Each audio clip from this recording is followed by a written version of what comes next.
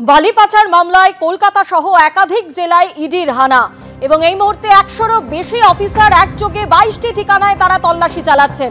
বিভিন্ন জায়গার ছবি আপনাদের সামনে তুলে ধরছি। রিজেন্ট কলোনি, শখের বাজার, ঝাড়গ্রাম, কল্যাণী, পাশাপাশি সল্টলেকেও কিন্তু ইডির আধিকারিকরা তারা বেশ কিছুক্ষণ হয়ে গেল তল্লাশি চালাচ্ছেন এবং তাতে একাধিক জিনিস এই তল্লাশিতে উদ্ধার করেছেন তারা, এমনটাই জানা যাচ্ছে।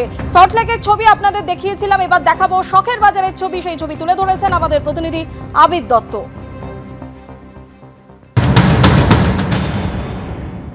অবৈধভাবে বালি উত্তোলন এবং তারপর সেটা বালিকে বিভিন্নভাবে বিভিন্ন বাজারে সেগুলোকে বিক্রি করে বা বিভিন্ন সংস্থার কাছে হস্তান্তরিত করে যে মোটা টাকার মুনাফা আদায়, সেটা সম্পূর্ণ অবৈধ এবং বেআইনি, যেটা বৈধতার একটা রূপ দেওয়ার চেষ্টা হয়েছে এমনটাই সন্দেহ ইডি আধিকারিকদের। বালি পাচারের এই যে চক্র এবং এই যে সিন্ডিকেট, সেই সিন্ডিকেটের কেন্দ্রে কোন কোন কোম্পানি রয়েছে তার সন্ধান এনফোর্সমেন্ট ডিরেক্টরেটের আধিকারিকরা করছেন। ঠিক শখের বাজারে যেখানে আমরা দাঁড়িয়ে আছি, জিডি মাইনিং প্রাইভেট লিমিটেড, এই কোম্পানির যিনি ডিরেক্টর 2024 সালে হয়েছিলেন, তার বাড়িতে ধীমান চক্রবর্তী, তার বাড়ি কল্যাণীতে, সেখানে যেমন তল্লাশি চলছে, সমান্তরালভাবে তল্লাশি চলছে শখের বাজারের এই অফিসে। কী কারণে এই কোম্পানিতে এসছে ইডির আধিকারিকেরা, যেটা তারা জানতে পাচ্ছেন যে এই কোম্পানি পূর্ব পশ্চিম বর্ধমান, মেদিনীপুর, এছাড়াও জানা যাচ্ছে যে উত্তর দিনাজপুর, সেখানেও এদের বেশ কিছু কাজ হয়েছে।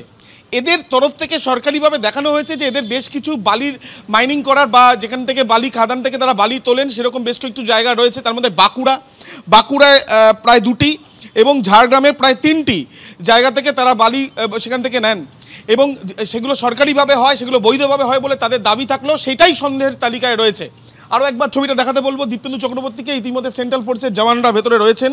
এরা শুধুমাত্র যে পশ্চিমবঙ্গে কাজ করছে এমনটা নয়, 2011 সালে তৈরি এই জিডি মাইনিং প্রাইভেট লিমিটেড, তাদের খাতায় কলমে তারা যেটা জানাচ্ছেন বা তাদের তরফ থেকে যেটা বলা হচ্ছে যে উড়িষ্যাতে তাদের 4টি ব্লক রয়েছে, রাজস্থানে 4টি, উত্তরপ্রদেশে 3টি এবং পশ্চিমবঙ্গে 5টি। তার মধ্যে যেটা জানা যাচ্ছে যে বাঁকুড়াতে 2টি এবং ঝাড়গ্রামে 3টি মাইনিং প্লেস রয়েছে। এই যে তল্লাশি অভিযান চালানো হচ্ছে প্রায় 22টি জায়গায়, তার মধ্যে কলকাতা 2টি জায়গা আছে। শখের বাজারে এই যে লোকেশন, যেখানে এনফোর্সমেন্ট ডিরেক্টরেটের আধিকারিকরা আসলেও এই কোম্পানির যে 2জন ডিরেক্টর আছে তার মধ্যে একজন ডিরেক্টর ধীমান চক্রবর্তী, তার বাড়িতে যেমন তল্লাশি অভিযান চালাচ্ছেন, তার সঙ্গে সঙ্গে এই অফিসেও এখন অবস্থান করছেন ইডির আধিকারিকেরা।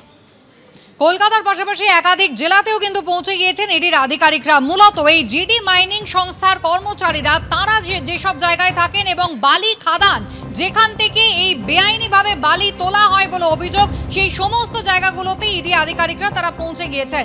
4 জেলার ছবি আপনারা পাশাপাশি দেখছেন। একদিকে মেদিনীপুর, অন্যদিকে ঝাড়গ্রাম, কল্যাণী এবং খেজুরি, এই সমস্ত জায়গায় ইডি আধিকারিকরা একেবারে নির্দিষ্ট তথ্য প্রমাণ তাদের কাছে রয়েছে, একাধিক এফআইআর রয়েছে এবং তারপর তারা কিন্তু পৌঁছে গিয়েছেন ঝাড়গ্রামের গোপীবল্লভপুর, 2টি ব্লক, সেখানে কিন্তু তল্লাশি চলছে সেই ভোর থেকে। সরাসরি আমাদের প্রতিনিধি অমিতাভ রাত রয়েছেন আমাদের সঙ্গে। অমিতাভ, জহিরুল আলী যার নাম উঠে আসছে একেবারে এই জিডি মাইনিং সংস্থার কর্মচারী, রাতারাতি 10 বছরে তিনি বিত্তবান হয়ে গিয়েছেন কিভাবে, কি খবর ইডি সূত্রে?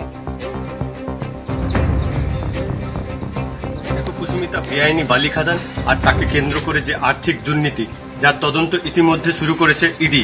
আজকে রাজ্যের 22টি জায়গাতে তদন্ত চালাচ্ছে ইডি আধিকারিকরা এবং সেই তদন্তের সূত্রেই সকালবেলায় ঝাড়গ্রামের গোপীবল্লভপুরে ভোরের আলো ফোটার সাথে সাথেই ইডির বেশ কয়েকটি দল পৌঁছয় গোপীবল্লভপুর 1 এবং 2 নম্বর ব্লকে। আমি এই মুহূর্তে দাঁড়িয়ে রয়েছি গোপীবল্লভপুরের নয়াবসানে। আমার পেছনে এই যে দেখতে পাচ্ছ শেখ জাহিরুল আলী যার বাড়ি, সেই বাড়িতে সকাল 5:30টা থেকে ইডির তদন্তকারী দল ঢুকেছে এবং জাহিরুল আলীর সাথে কথা বলছেন। এখনো তার ভেতরে তারা ম্যারাথন জিজ্ঞাসাবাদ চালিয়ে যাচ্ছে, যেটা ইডি সূত্রে জানা যাচ্ছে যে এখনো পর্যন্ত 12 লক্ষ টাকা উদ্ধার করেছে ইডির তদন্তকারী দল এবং কিভাবে এই জাহিরুল আলী দুর্নীতি করত সেটাও তারা খতিয়ে দেখছেন। তবে স্থানীয় সূত্রে যেটা জানা যাচ্ছে যে এই জাহিরুল আলী সামান্য সাইকেল মিস্ত্রি হিসাবে যিনি জীবন শুরু করেছিলেন, পরে জাল নথিপত্র দিয়ে তিনি ভিলেজ পুলিশের চাকরি শুরু করেছিলেন। জাল নথিপত্র দেওয়ার জন্য যে চাকরিও তার চলে যায়। এরপরে তিনি বালি খাদানের সাথে যুক্ত হন জিডি মাইনিং, যার কর্ণধার অরুণ সরাফ। সেই জিডি মাইনিং এ তিনি ফুলে ফেপে ওঠেন এবং একজন সামান্য সাইকেল মিস্ত্রি থেকে আজকে তিনি বিলাসবহুল বাড়ি, বিলাসবহুল গাড়ির অধিকারী। এবং স্থানীয় সূত্র যেটা জানাচ্ছেন, একসময় তার এই যে বাড়িটি, সেখানে একটি খড়ের বাড়ি ছিল। যোগাযোগ বিচ্ছিন্ন হয়ে গিয়েছে আমাদের প্রতিনিধি অমিতাভ রথের সঙ্গে। তবে এই জহিরুল আলী তাকে কিন্তু জিজ্ঞাসাবাদও করছেন ইডির আধিকারিকরা।